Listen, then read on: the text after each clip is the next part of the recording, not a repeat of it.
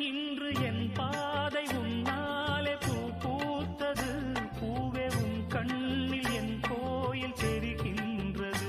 உந்தன் பேர் கூட சங்கீதமாகின்றது. பொழுது நமக்காக நமக்காக விழுகின்றது. ஓடும் கங்கை